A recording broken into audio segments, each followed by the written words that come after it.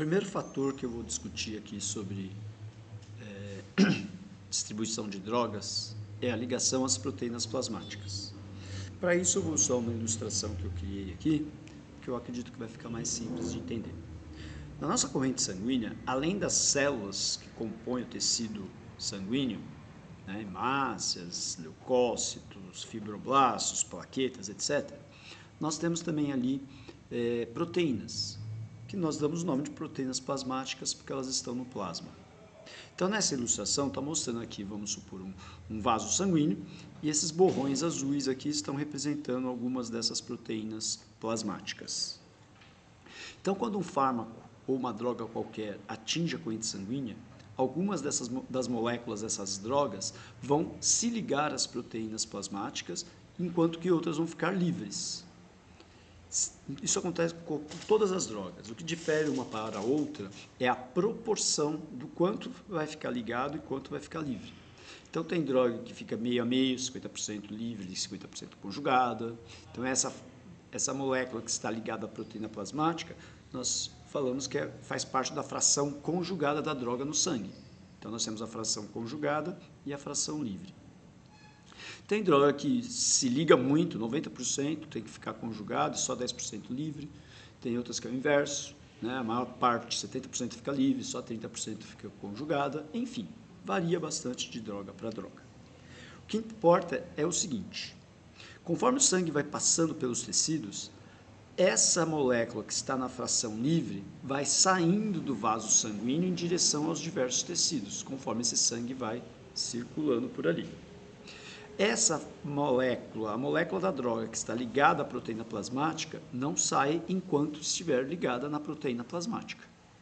Porém, conforme as moléculas livres vão saindo, aquelas que estavam ligadas vão se desprendendo da proteína plasmática, vão ficar livres também, e mais à frente também serão distribuídas, até que vai chegar um momento que não vai ter mais fármaco nenhum na corrente sanguínea.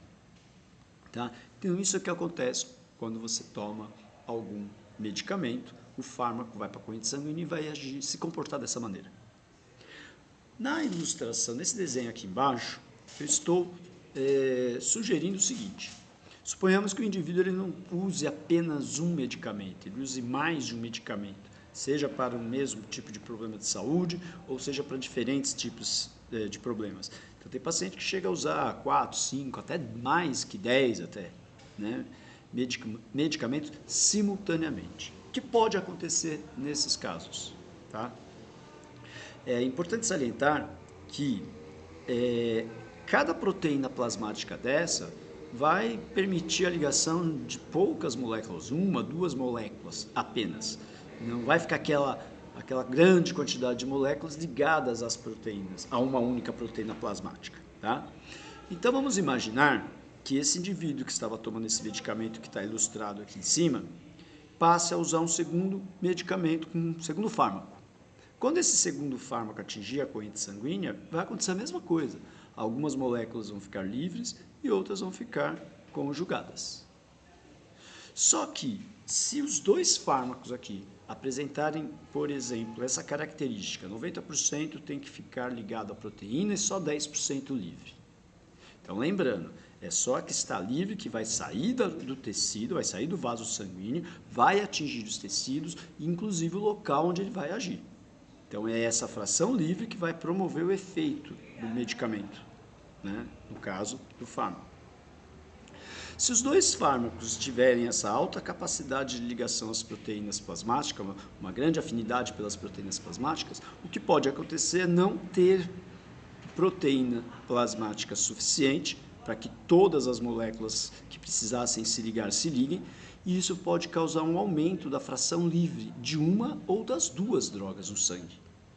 Então, vamos supor que em vez de ficar só 10% livre, fique 30%, 40% livre. Isso significa que vai ter mais droga atuando, promovendo o seu efeito. Isso pode causar uma intoxicação. Lógico, esse risco acontece quando ambas as drogas ou as drogas que estão sendo administradas apresentem essa alta afinidade pela proteína plasmática. Se elas se ligam pouco, o risco disso acontecer é muito pequeno. Tá?